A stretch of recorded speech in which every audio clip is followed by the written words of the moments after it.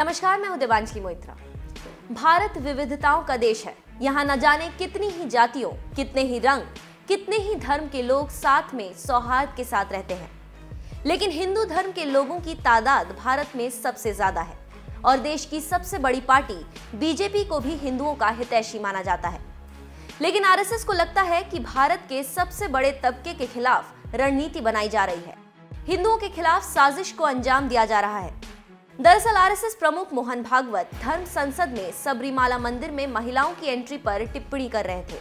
मंदिर में प्रतिबंधित उम्र की महिलाओं के प्रवेश करते हुए भागवत ने कहा कि सुप्रीम कोर्ट ने सबरीमाला मंदिर में महिलाओं की एंट्री पर लगा बैन तो हटा दिया, लेकिन इससे करोड़ों हिंदुओं की भावनाएं और सम्मान आहत हुआ है। इसका ख्याल नहीं रखा गया। भागवत के मुताबिक हिंदू महिलाएं मंदिर में प्रवेश नहीं करना चाहती, लेकिन श्रीलंका से लाकर उनको पिछले दरवाजे से प्रवेश कराया जा रहा है। भागवत के मुताबिक ये पूरी तरह हिंदू धर्म को ठेस पहुंचाने की साजिश है। ये तो एक विशिष्ट मंदिर की परंपराओं का प्रश्न है, जिसको हमारे संविधान ने पूरी सुरक्षा दी है। लेकिन आनंद फानन में ऐसा निर्णय आया क्यों? फिर निर्णय आया, उसका निर्णय पत्र पढ़ते हैं तो उसमें ऐसी भी बातें कही गई है कि भाई भगवान का कोई अस्तित्व नहीं है, लीगल एंटिटी नहीं है, और मंदिर ये एक पब्लिक प्लेस है, इसलिए वहां हम सब नियम लागू कर सकते हैं। उसकी परंपराओं का प्रश्न कहाँ है? ऐसा कहा है भाई, सब पंथ संप्रदायों के धर्मस्थल, उसमें सब लोग आकर दर्शन कर सकते हैं, ये बात सही है, लेकिन वो पब्लिक प्लेस नहीं, उस संप्रदाय का एक स्थल है। वो उसकी अपनी परंपरा रहती है, उसका अपना अनुशासन रहता है। लेकिन देश भर के करोड़ों बहुसंख्य हिंदुओं की भावनाओं का सम्मान इससे आहत होगा, ये विचार कोर्ट ने किया नहीं। माननीय न्यायालय को हम मानते हैं कि उनको देश में सब ठीक करना है, इसलिए विचार करते हैं। लेकिन अब करने गए ठीक और वहां संघर्ष पैदा हो गया। यही बात दिखाती है कि अपेक्षित परिणाम उस निर्णय से आए नहीं है। एक बात यह और दूसरी बात वहां के सरकार की है। न्यायालय ने कहा कि महिला अगर प्रवेश चाहती है तो करने देना चाहिए। तो अगर कोई महिला भक्ति से अयप्पा का दर्शन करना चाहती है और उसको रोका जाता है इस कारण, तो उसको सुरक्षा देके जहां से सब दर्शन करते हैं वहां से ले जाना चाहिए। ये कर्तव्य इससे दिखता है। लेकिन हो क्या रहा है? कोई जाना नहीं चाह रहा है, कोई जाना नहीं चाह रहा है, इसलिए ला कर श्रीलंका तक से महिलाओं को लाया जाता है और पीछे के दरवाजे से घुसाया जाता है। अगर आप कानूनन काम कर रहे हो तो आगे के दरवाजे से करो, वो भी नहीं होता है। आगामी लोकसभा चुनाव को देखते हुए भी भागवत चिंतित दिखाई दिए, क्योंकि मोदी के खिलाफ सभी पार्टियां एकजुट होती हुई दिखाई दे रही हैं। ऐसा लग रहा है मानो विपक्ष के लिए अब चुनाव जीतना नहीं, बल्कि मोदी को हराना ही लक्ष्य हो गया है। कहीं सपा और बसपा का गठबंधन हो रहा है, तो कहीं भाई और बहन मिलकर बीजेपी के खिलाफ रणनीति बनाने में जुट गए हैं।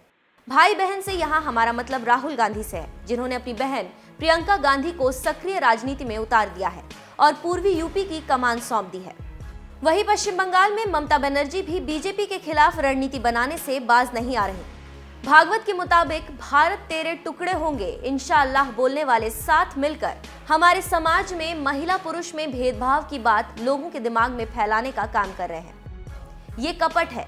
राजनीतिक विवाद के कारण समाज को तोड़कर वोटों की कटाई करने वाले लोग ऐसा कर रहे हैं। क्योंकि ये कपट युद्ध है। राजनीतिक स्वार्थ के कारण समाज को तोड़कर वोटों की कटाई करने वाले लोग इस समाज में स्वाभिमान जगा, ये समाज एक हुआ और भारत दुनिया में बड़ा हुआ, तो जिनके स्वार्थ मार खाते हैं ऐसे देश के अंदर के और देश के बाहर के लोग, इनकी पहचानें छुपी नहीं है। इन्होंने देश के कानून व्यवस्था को दूर के ग्रामीण और बीहड़ प्रदेशों में हाथ में बंदूक लेकर चुनाव कितनी देर की है, अनेक वर्षों से। सरकार किसी की भी हो, कानून उनका हम नहीं मानेंगे, ऐसा उनका चला है, ये सबको पता है। टेलीविजन के कैमरों के सामने 10-10 बार भारत के टुकड़े होंगे इंशाल्लाह इंशाल्लाह, ऐसी घोषणा देने में ये लोग थे, ये सबने देखा है। और ऐसे लोग साथ मिलकर आज हमारे समाज में महिला पुरुष भेदभाव की बात को लोगों के मनों में बिठाने का प्रयास कर रहे हैं। ये कपट है, लेकिन हमारा समाज थोड़ा अज्ञानी है, क्या चल रहा है उसको पता नहीं है। उसको ये जानकारी देनी पड़ेगी, और जानकारी देते ही जब वो जान जाएगा